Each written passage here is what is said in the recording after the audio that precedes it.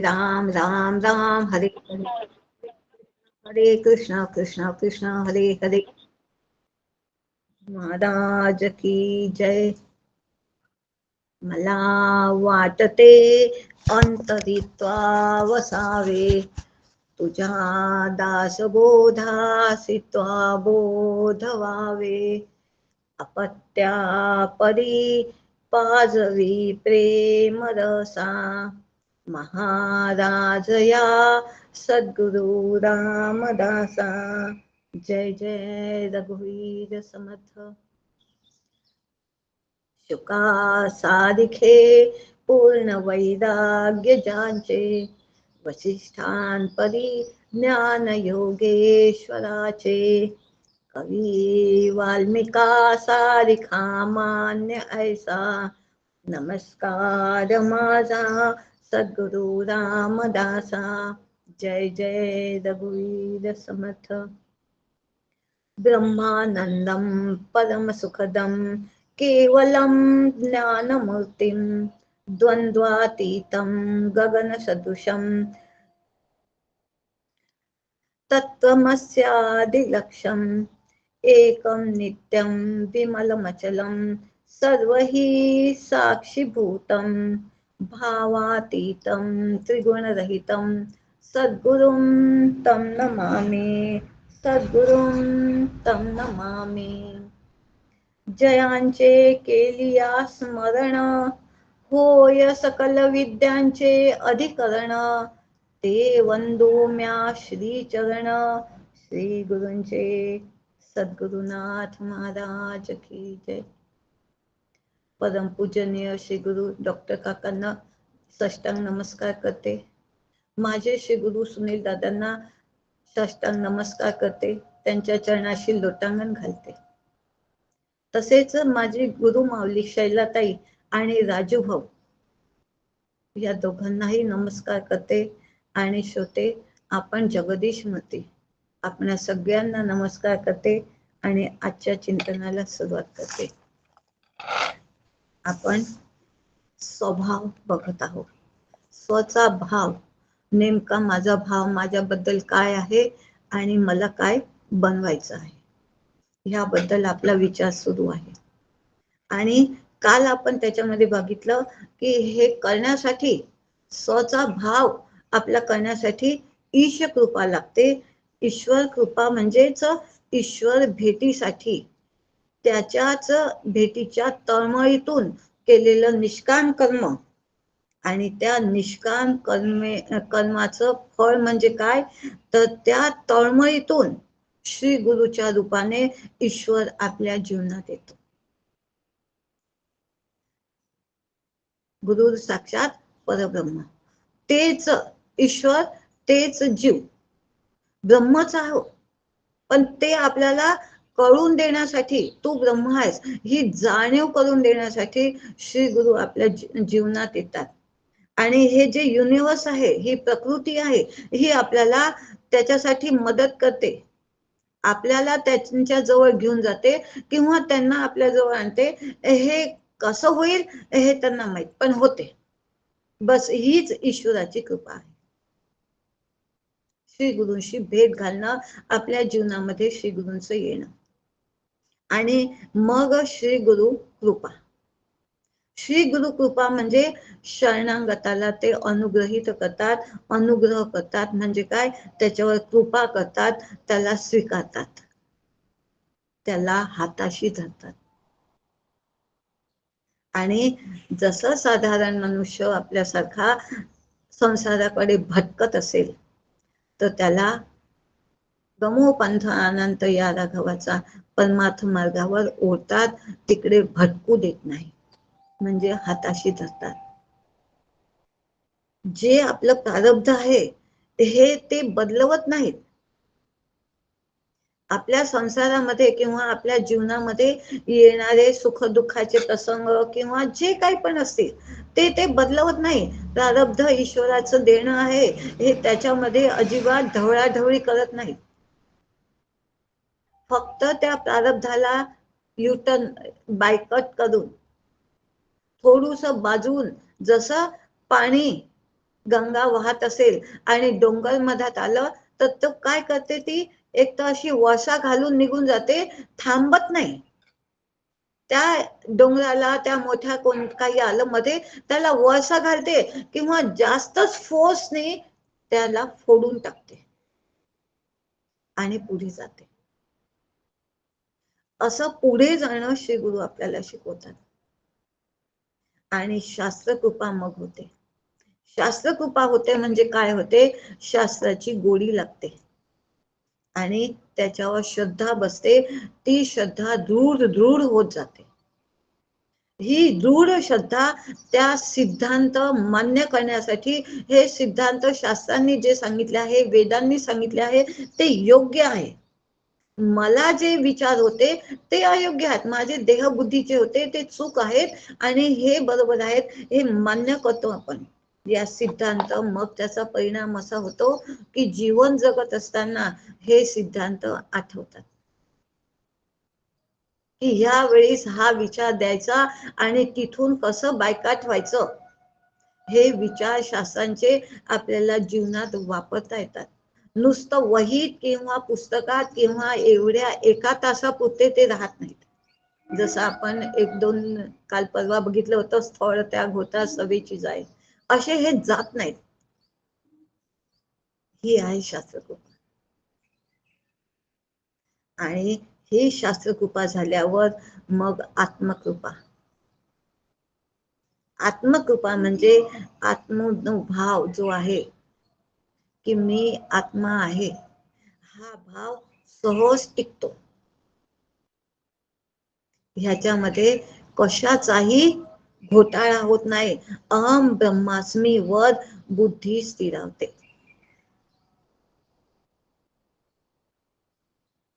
तत्वमसी उपदेशापासून अहम ब्रह्मास्मीचा अभ्यास होतो, त्याच्यावरती स्थिरावते. देहबुद्धी ते आत्मबुद्धीचा प्रवास होतो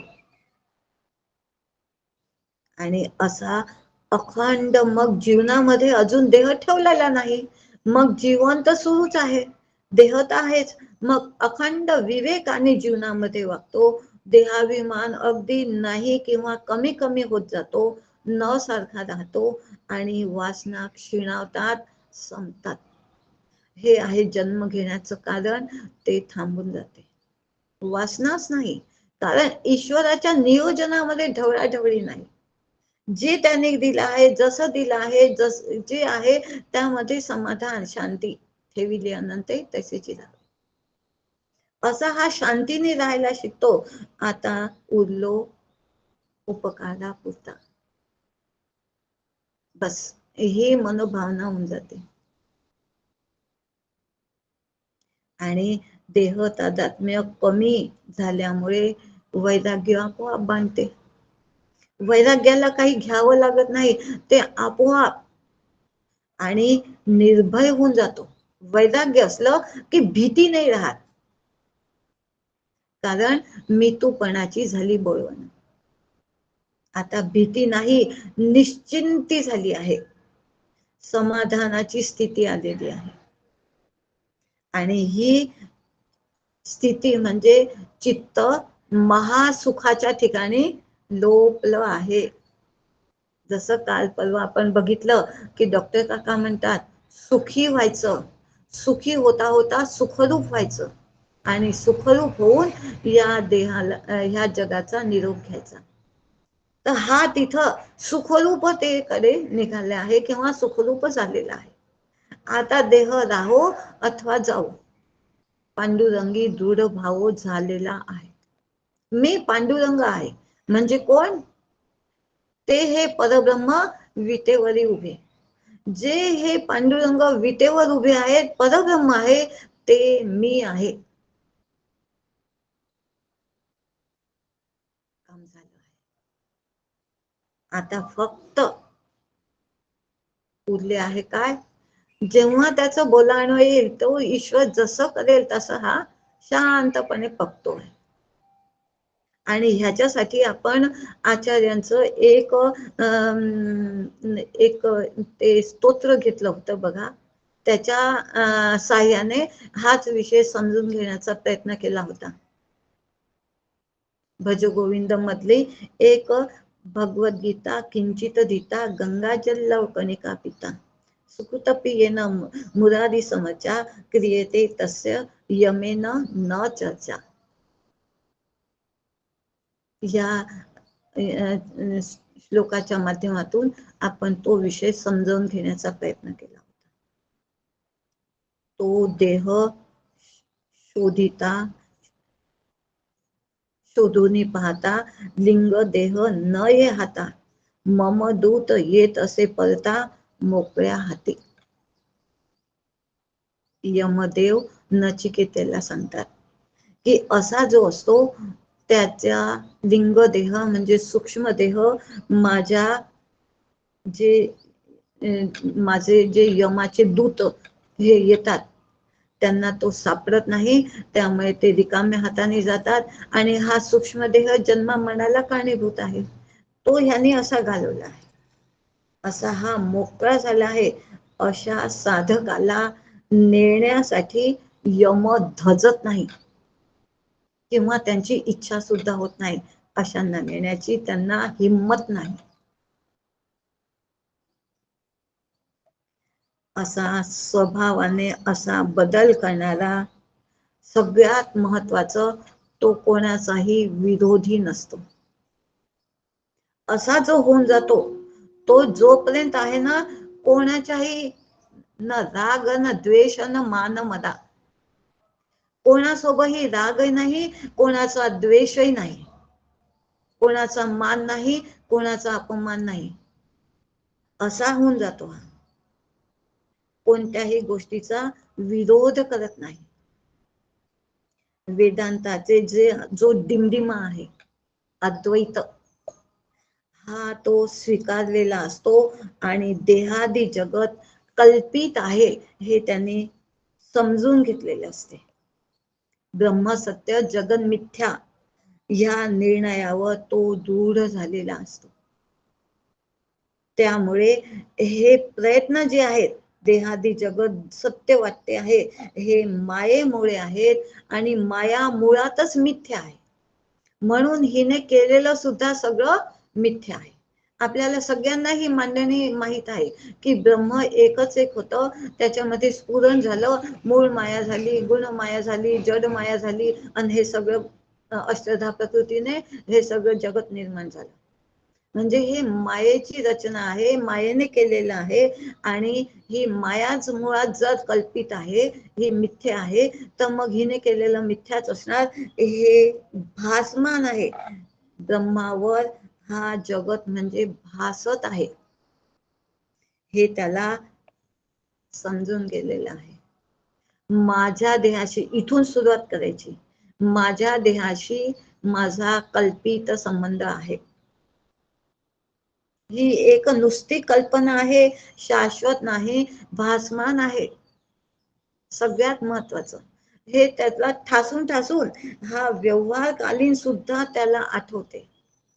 त्यामुळे तो तिथं विरोध करत नाही, तिथं तो शांत राहू शकतो आणि स्वतःला त्या हे आत्मानुभव हे विचार त्यांनी आपल्या हृदयात बिंबवून ठेवलेले असतात, कोरून ठेवलेले असतात.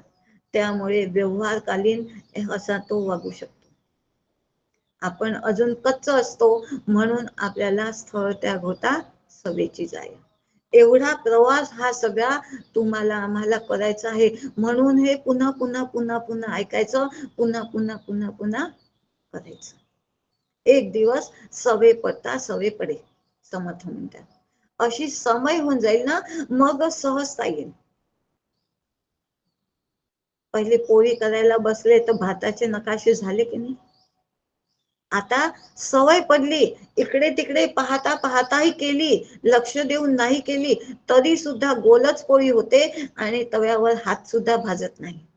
पहिले कितीदा भाजले. सवे पडता सवे पडे, अशी ही सवय आपल्याला करून घ्यावी लागते आणि त्याच्यासाठी सातत्य. रोज रोज केलं म्हणून आलं की नाही. तसं प्रत्येक गोष्ट हा नियम आहे आणि समर्थांनी सांगितलं आहे, सवय पडता सवय पडे. जशी आपण आपल्याला सवय पडून जातो म्हणजेच इथं आपण हे कोरून घ्यायचं आपल्या आत्म्यावर, आपल्या व्यवहारकालीन हे सगळं कोरलेलं आपल्याला मग आठवते. आणि अशा हाच आत्म्याचा स्वभाव आहे आणि स्वभावाला सोडून कोणी जात नसतो, कोणी राहू शकत नाही. खरा स्वभाव माझा हा आहे. पण मी या देहाच्या उपाधीमध्ये रमलो, रेंगाळलो म्हणून माझा स्वभाव बदलला. मी आणि माझे करायला लागलो, तू आणि तुझे करायला लागलो. पण हा माझा खरा स्वभाव आहे. हे आत्म्याचं खरं स्वभाव आहे. बर्फ जसा गारवा सोडत नाही आणि आत्मा तसाच आपलं हे अमृत तत्व, आनंदाचं तत्व कधीही सोडत नाही. पण आपलं का सुटलं, कुठं चुकलं, तर आपण देह तादात्म्य केलं, तुझ्या वियोगे जीवत्व आलं. ह्याच्याशी या अमृत तत्वावर झाकण पडलं आणि हा देह खरा आहे मायेच्या संगतीत. त्यामुळे हे सगळं पुन्हा आता जे माझं आहे तिथं जायचं आहे म्हणून हा सगळा अभ्यास आपण करत आहोत. हे आहेच, शेवाळाच्या खाली निथळ पाणी आहेच, फक्त शेवाळ धळूचकन बाहेर बाजूला करायचं आहे. बस हे शेवाळ बाजूला करणं आपलं सुरू आहे. बाकी मग आहे ते आहेच, त्याच्यासाठी वेगळा प्रयत्न करावा लागत नाही. ते माझं स्वरूपच आहे. पण त्या स्वरूपापर्यंत, त्या अमृत तत्वापर्यंत तो मी आहे ह्याच्यावर स्थिर राहण्यासाठी हे सगळे खटाटोप आहे. आणि त्या आत्मस्वरूपाच्या ज्ञानाने माया कल्पित आहे, हा संसाराचा अभाव आहे. हा संसार म्हणजे मिथ्या आहे. ह्याच्यावर जीव जेव्हा स्थिर होतो तेव्हा जीवाला मोक्ष प्राप्ती होते. म्हणजेच हे जे आवरण पडलेलं आहे, हे मायेने जे आवरण घातलेलं आहे, शेवाळ जो आहे तो बाजूला निघतो. आणि जो उपदेश मला श्री गुरूंनी सोहम उपदेश दिलेला आहे, तत्वमसी उपदेश दिलेला आहे, तो मला कळायला लागतो. त्यांनी तर केव्हाचा दिला आहे, पण मी तो शिकला नाही, मी तो अंगीकारला नाही. जसं आपण काल पाहिलं होतं, कळलं पण पटलं नाही, पटलं पण वळलं नाही, वळलं पण ध्यास लागला नाही. हे सगळं आपले दोष आहेत. आता कळलं, पटलं, वळलं, ध्यास लागला आणि श्री गुरूंनी कृपा केली, आवरण दोष काढला, शेवाळ काढून टाकला. आणि असं हे सगळं हा जो मायेचा शिक्का जो होता माझ्या याच्यावर, तो आता अभ्यास करून चित्त तिथं द्रवीभूत झालं आणि ह्या द्रवीभूत चित्ताला ज्ञानाग्नीने पुन्हा नवीन आकार दिला. त्या अमृत तत्वाचं तिथं साकार झालं, तिथं ते राहायला लागलं. त्या भांड्यामध्ये हे अमृत तत्व ठेवता आलं आणि त्या उपदेशाची ती पकड घट्ट झाली. देह सापेक्ष विचार आहेत ते तोवर हे सगळं स्वीकारता येत नाही. जेव्हा हे देह सापेक्ष विचार, मी ब्रह्म आहे ही जाणीव होते, ही फिलिंग माझ्यामध्ये येते, तेव्हा हे मी स्वीकारते. आणि हे कशामुळे होते, तर हे श्रवणामुळे होते. आणि ही जी फिलिंग झाली आहे, मी देह नाही मी आत्मा आहे, हे आता मला जाणीव झाली आहे श्री गुरूंच्या बोधाने, श्री गुरूंचं जे बोध श्रवण केलेलं आहे त्यांनी. आणि हे मग माझी तशी दृष्टी तयार झाली आहे, तशी माझे अधिष्ठान दृष्टी तयार झालेली आहे. आणि ही होते मननाने. आणि असं मग याची पकड येते, हे मला धरून ठेवता येते. जसं आपण काल परवा पाहिलंच, थोडं त्याग होता सवेची जाय, आता नाही होत. ही धरून ठेवता येते, म्हणजे ग्रीप येते. मी आत्मा आहे ह्या निधी ध्यासाने. ध्यास लागला पाहिजे, आणि त्या ध्यासातून ध्यास लागला या जीवाला, कधी भेटवी जीवा शिवाला, असा या ध्यासाने हे सगळं जमते. आणि त्याच्यासाठी काय पथ्य आहे? सद्गुरु वैद वचन विश्वासा, संजम यहन विषय की आसा. विषयाकडे आता तोंड फिरवायचं नाही.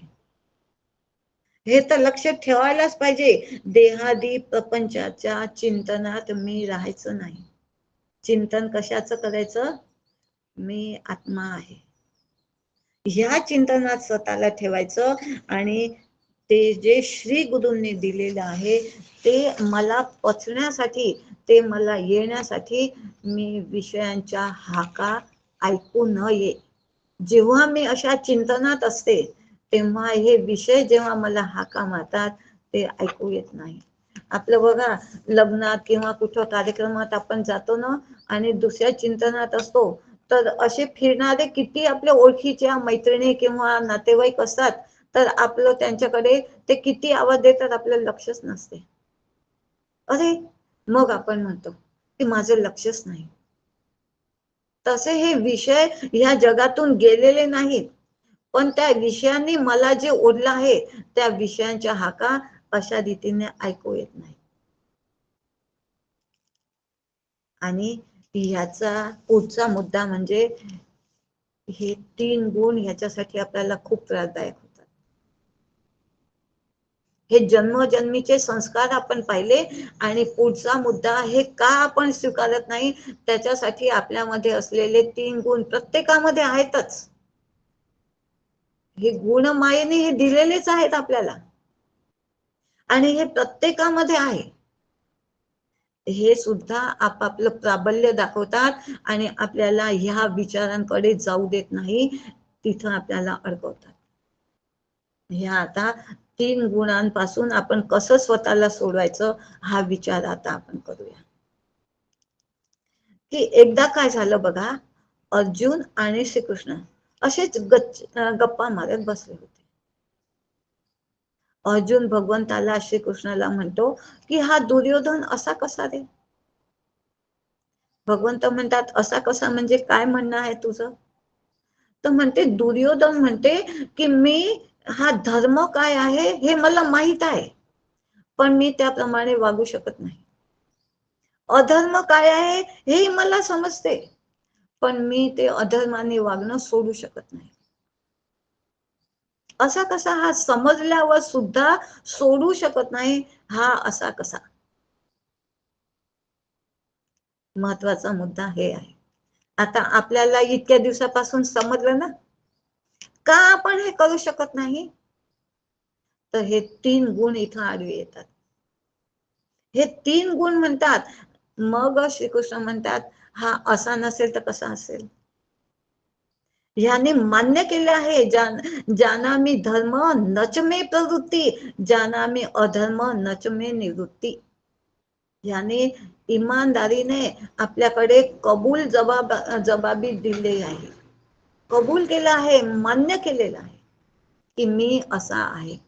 का बरं हे त्यांनी मान्य केलं? किंचित सत्वगुण वर आला, आणि ह्या सत्वगुणाचं काय आहे वैशिष्ट्य, तो स्वतःला बघायला शिकवतो, आणि रजोगुण आणि तमोगुण इतरांना बघायला शिकवतात. आणि हे सत्वगुण त्याचा वर आला तेव्हा त्याला स्वतःचा उलगडा झाला, स्वतःच सुरू त्याला माहिती पडलं की मी असा असा आहे. सत्वगुण स्वतःच संशोधन करायला शिकवते,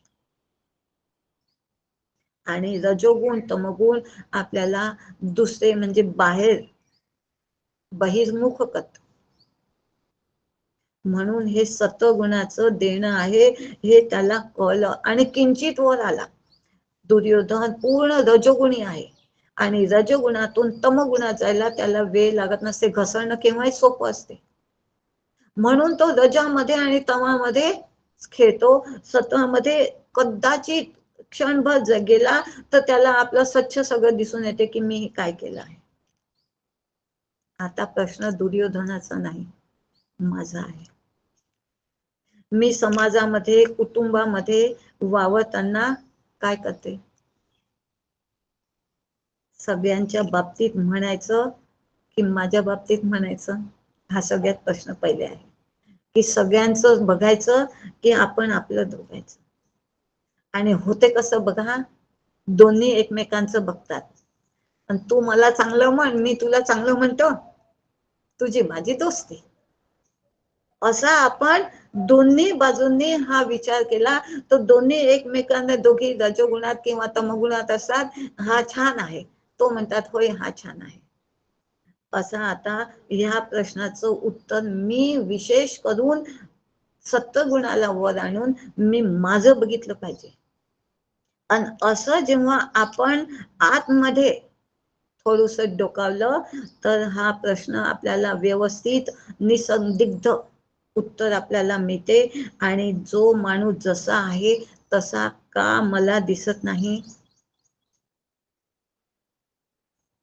का आपण हे करतो, तर आपण ह्या गुणामध्ये मी आहे. आणि जर मी सत्वगुणाचा अंगीकार केला असेल, सत्वगुणाची जोपासना करा असं म्हणतात. मी सत्वगुणाची जोपासना करून जर मी बघितलं, मग कुटुंबामध्ये किंवा समाजामध्ये मी माझ्या बाबतीत त्यांनी म्हणावं तसंच ते माझ्या बाबतीत म्हणतात.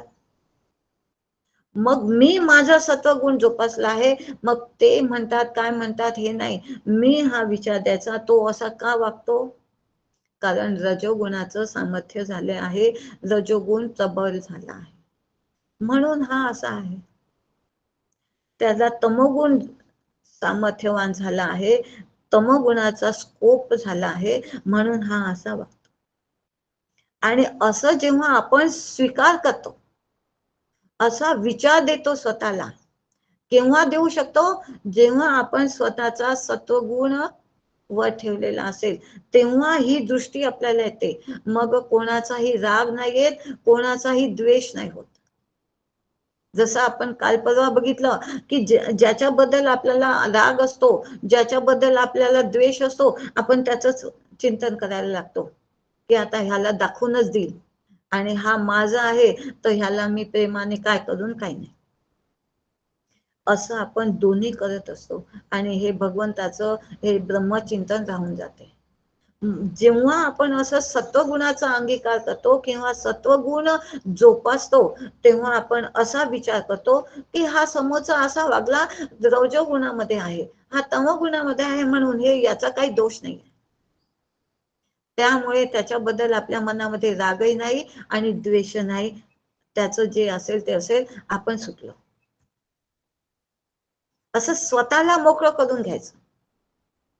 आणि त्याच्यासाठी मग त्याच्याकडून जो आपल्याला त्रास झाला ना, तो तमोगुणामध्ये मला काहीतरी बोलला किंवा रजोगुणाचं वागला, तर मला जो त्रास होत होता, आता तो त्रास होणं बंद होते किंवा कमी होऊन जाते, हळूहळू हळूहळू बंद होते. असा हा भाग मी अंगीकारायचा. जगामध्ये दुसऱ्यांना बदलवायला जायचं नाही, आपल्याकडे बघायचं.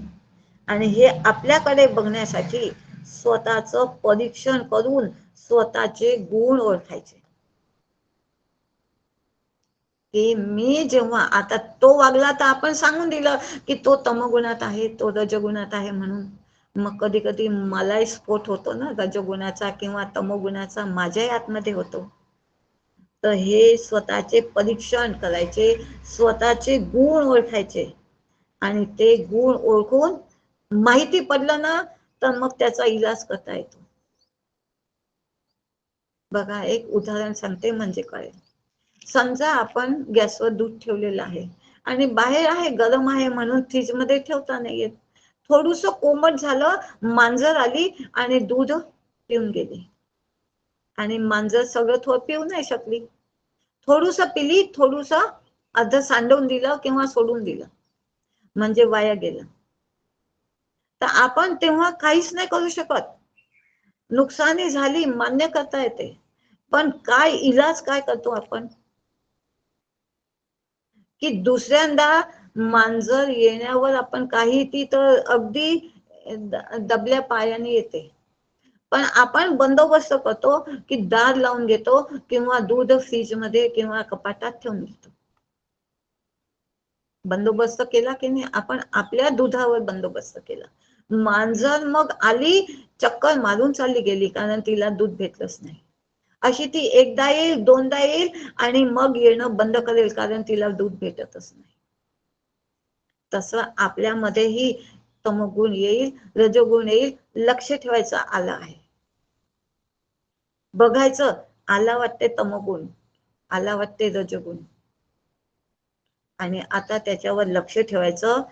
त्याला जे पाहिजे, तमोगुणाचं देणं काय आहे, क्रोध, लोभ, आळस, हे सगळं आलं की समजून जायचं तमोगुण आला,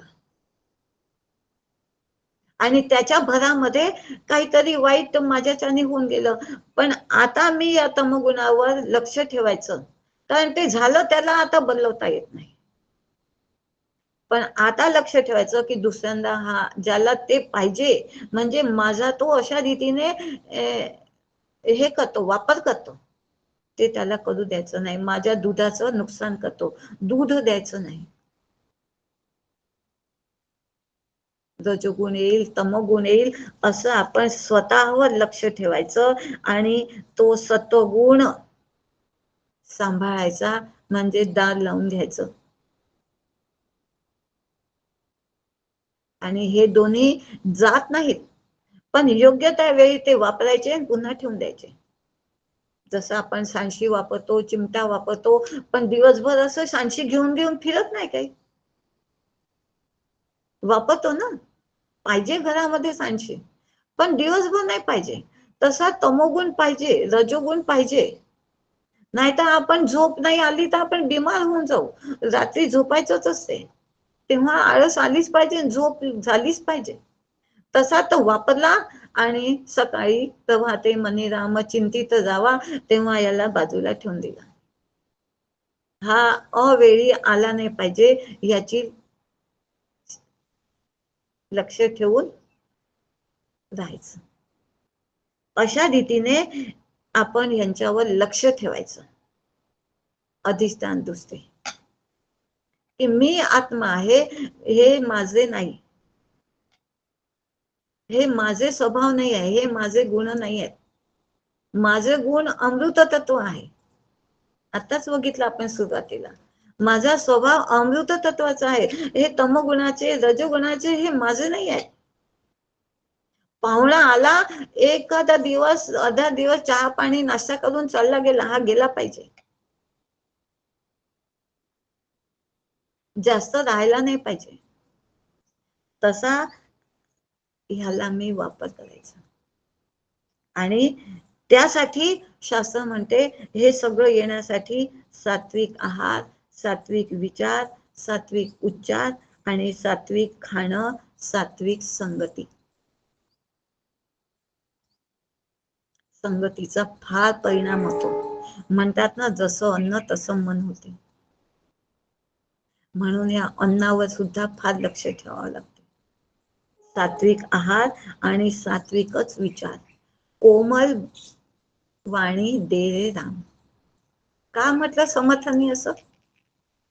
सात्विक वाणी आहे, कोमल वाणी दे रे राम, का मागावं लागलं समर्थांना? कारण हे सगळं करायचं आहे मला. हे सगळं उगाच नाही म्हटलं आहे संतांनी किंवा समर्थांनी. त्याच्या मागे फार मोठं असं तत्व सांभाळलेलं आहे. हे सगळं काम करायचं आहे, म्हणून मला हे पाहिजे आहे. माझी वाणी अशी कोमल ठेवशील रामा, कारण मी सांभाळू नाही शकत ना, मदत रामाचीच घ्यायची असे ना शेवटी, कारण त्याचं माझं एक आहे, तो ना मी एक आहे. अशा रीतीने आपण आपल्याकडे असं लक्ष ठेवायचं. तेव्हा ही परमसिद्धी आपण प्राप्त करू शकतो. परमसिद्धी म्हणजेच मोक्षसिद्धी. मोक्षसिद्धी याचा अर्थ जीव ब्रह्म ऐक्य. हे जीव ब्रह्म ऐक्याचं अपरिवर्तनीय अपरोक्ष असे शब्द सुद्धा आहेत. हे मला अपरोक्ष ज्ञान माझं दृढ करायसाठी हे सगळं गरजेचं आहे. ह्या 3 गुणांच्या त्रासातून मला निघायचं आहे. आणि म्हणून हे तोच तो विषय, तोच तो पुन्हा पुन्हा पुन्हा पुन्हा परमार्थ शास्त्रामध्ये मांडला जातो. हे दूषण नाही आहे, हे भूषण आहे. कारण सवय पडता सवय पडे, हे मला करून घ्यायचं आहे, म्हणून हे करणं भागच आहे. प्रत्येक वेळेस असं करायचं. आणि परमार्थ शास्त्र हा फार दयाळू आहे, कृपाळू आहे आणि क्षमाशील आहे. असं नाही म्हणत काल तर तुला सांगितलं होतं विसरून गेला का आज नाही सांगत. नाही, दयाळू पण आहे आणि क्षमाशील सुद्धा आहे. ते आपल्याला क्षमा करत जाते, पुन्हा पुन्हा सांगत जाते. काही करून तुमच्या माझ्या बुद्धीला हे ठसलं पाहिजे, हे समजलं पाहिजे, तसं आपल्याला आठवलं पाहिजे किंवा जीवनामध्ये वापरताना. म्हणून समर्थांनी सकाळची वेळ जी आपण ह्या अभ्यासासाठी घेतलेली आहे 6 ते 7, ही अगदी छान वेळ आहे. प्रभाते मनी राम चिंतित जावं, ह्या चिंतनासाठी ही वेळ.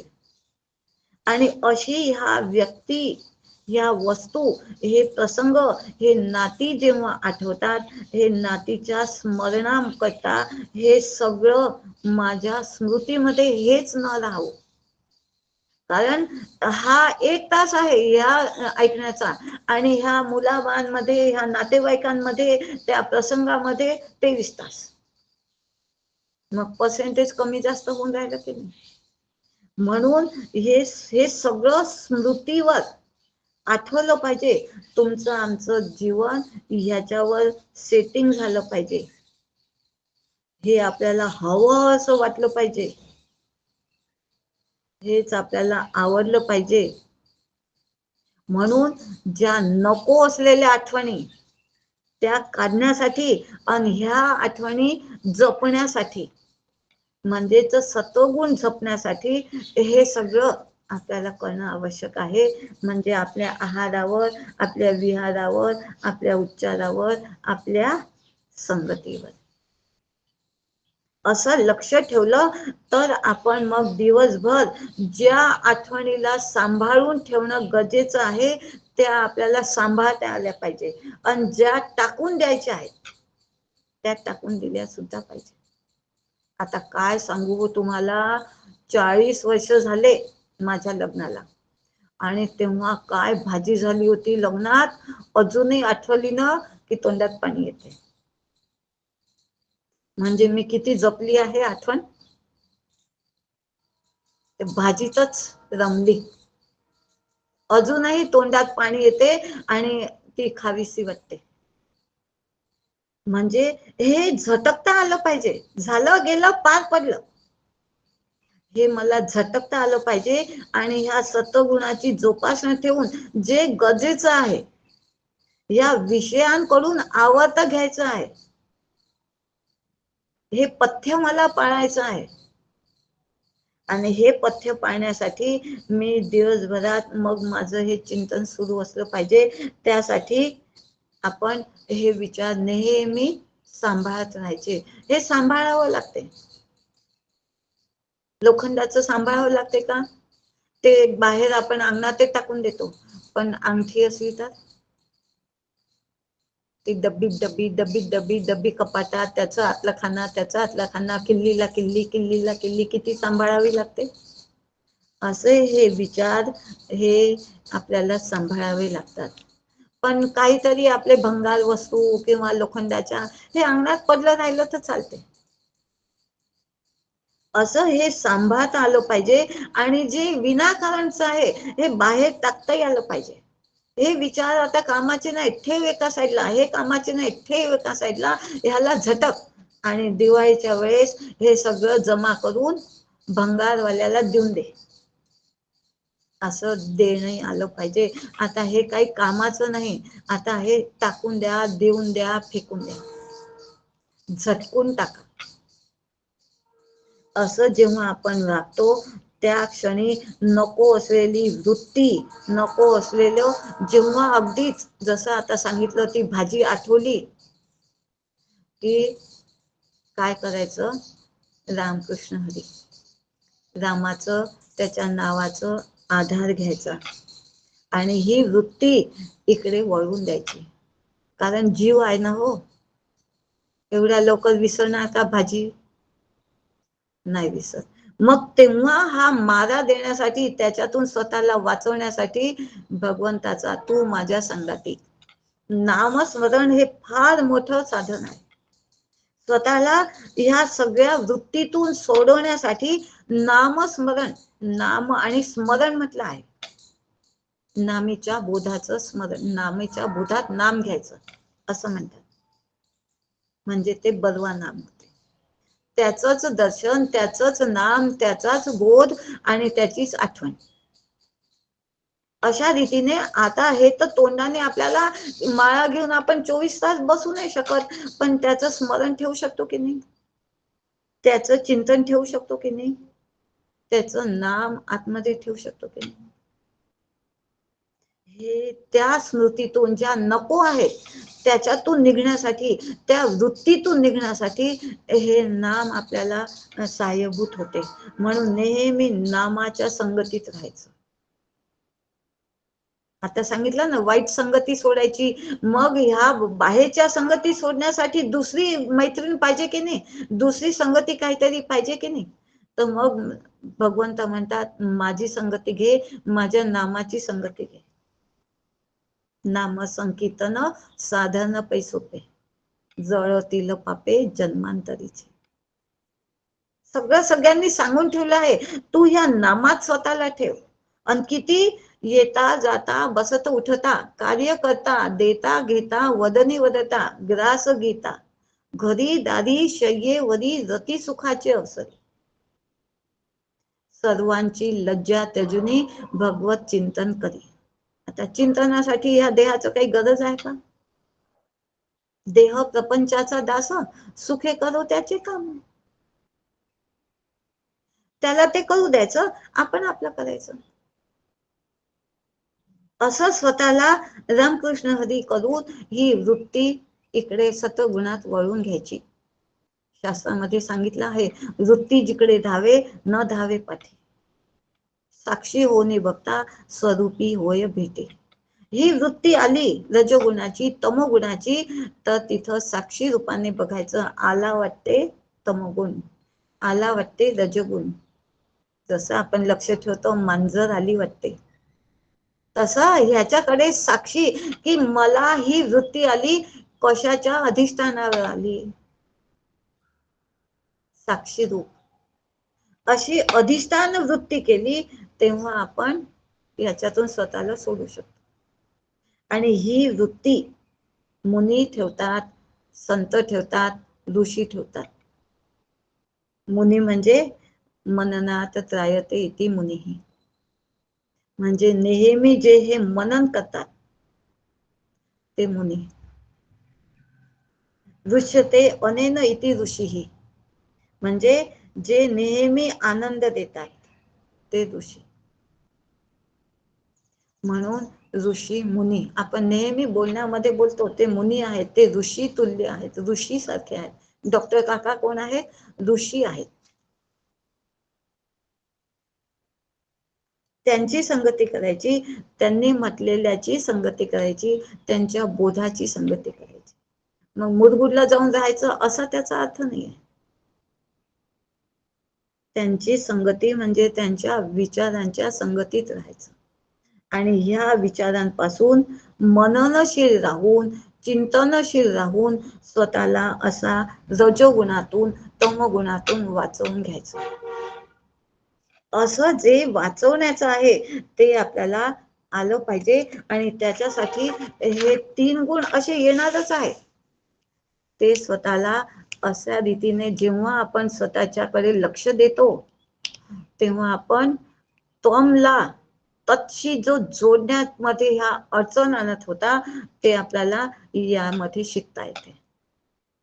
म्हणजे त्वमला कशाला, म्हणजे मला, मला म्हणजे जीवाला, त्या तत्शी म्हणजे त्या तत्वाशी, त्या अमृत तत्वाशी, त्या ब्रह्मतत्वाशी जोडण्यासाठी, हा जे मध्ये येत होतं ते तोमला तत्वाशी जोडण्यासाठी जे हे गुण विरोधी जात होते, ते सत्व गुणाची जोपासना केल्यामुळे हे शक्य होऊन जाते. ही त्याच्यासाठी आपण मागच्या समासामध्ये जे उत्तम गुण अंगीकारले होते, शिकले आहोत, आणि असं म्हणायचं शिकलो म्हणून अंगीकारले. आता आपण आपली परीक्षा करायची, मी किती प्रमाणात, सांगणाऱ्यांनी शिकवून दिलेलं आहे, बोध दिला आहे, पण मी किती अंगीकारलं हे मी माझं बघायचं. दैवी गुण संपदा, त्याच्याशी एकरूप व्हायचं आहे, मग त्याचे गुण अंगीकारले पाहिजे की नाही. हो. आणि हे जे आहेत आसुरी गुण ते सोडायचे, काम क्रोध लोभ मद मत्सर हे सगळे आसुरी आहेत. रामायणामध्ये म्हटलं आहे, काम क्रोध मध्ये लोभ सब नाथ नरक पंथ, हे सगळे नरकाकडे अधोगतीकडे नेणारे आहेत.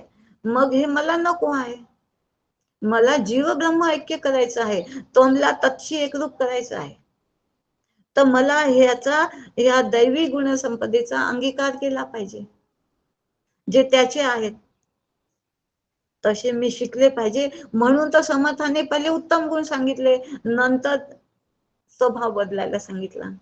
सगळं बरोबर सेटिंग लावले आहे त्यांनी. चुकते ते आपलंच चुकते, की हे आता तू अंगीकारले ना, हे तू शिकला ना, आता तुला स्वभाव बदलणं सोपं जाईल, कारण तू त्याच्यासारखा होण्याचा प्रयत्न केला आहे.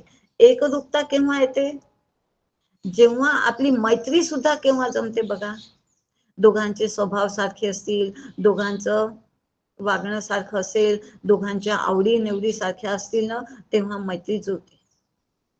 तशी आता आपल्याला त्वमला तत्शी मिळवायचं आहे, ह्या दोघांचा मेळ घालायचा आहे, तशी जोडायचं असेल तर नित्य हे जे जोडलेले आहेत तमगुण आणि रजगुण, त्याच्यातून आपल्याला दुरुस्ती करायची, आणि हे सारखं लक्षात ठेवायचं की हे जे काही झालं आहे, हे जे काही घडत आहे ते माझं नाही.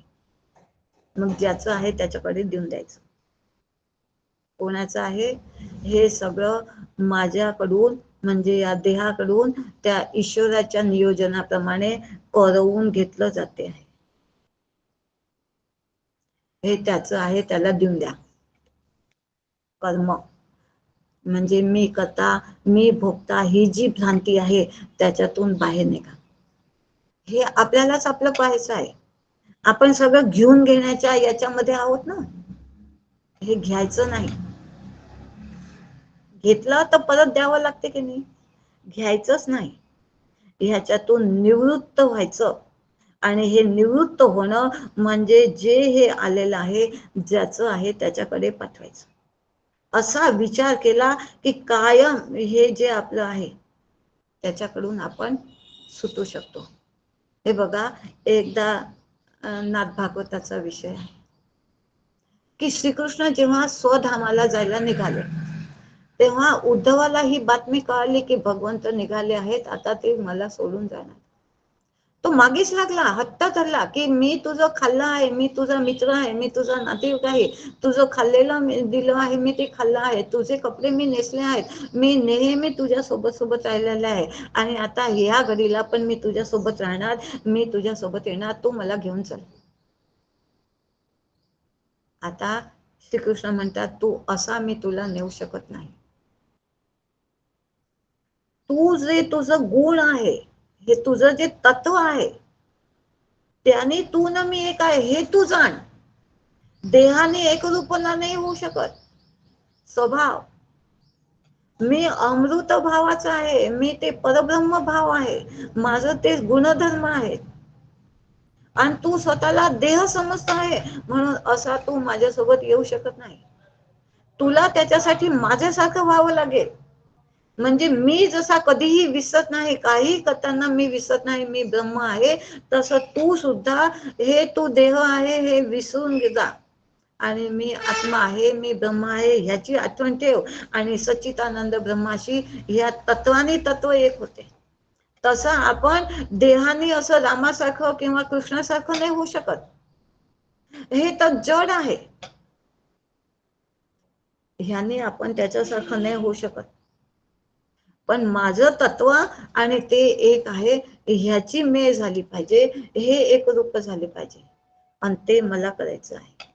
आणि त्याच्यासाठी हे गुण मध्ये येतात, कारण ते आतमध्ये निघतात ना. हे गुण दिसतात का,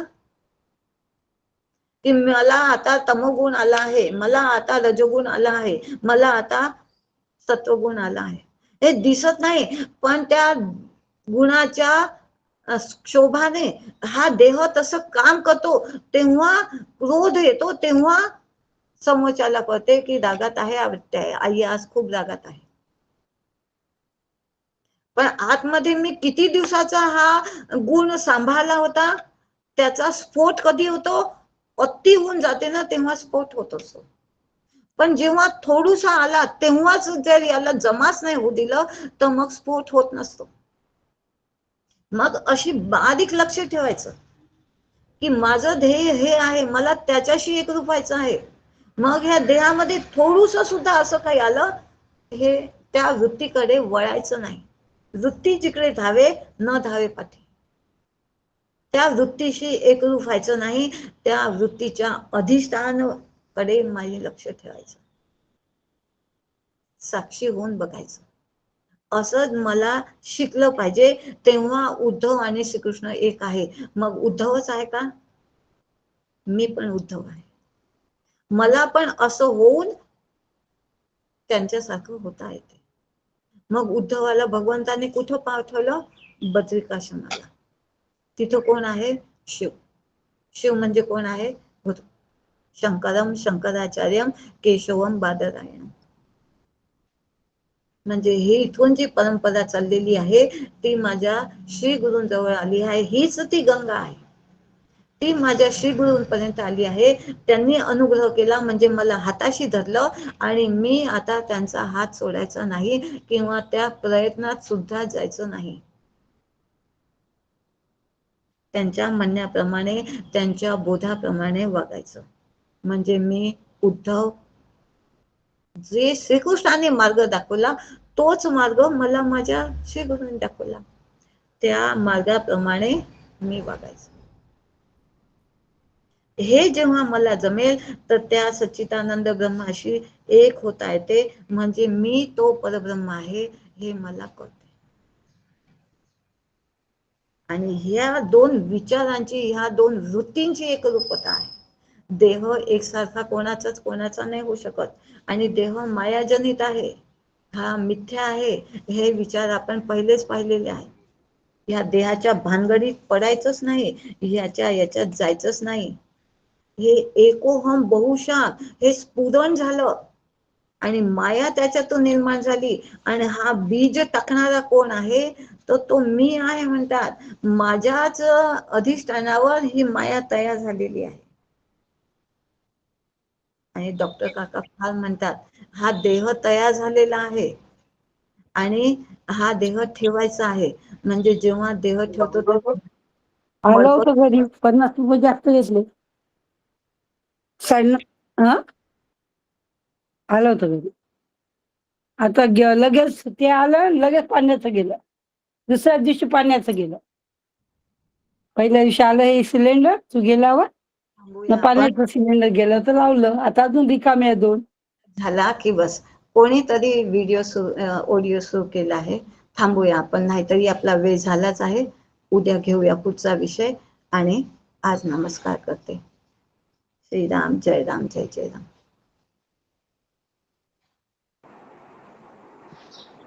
जय श्रीराम ताई, जय श्रीराम.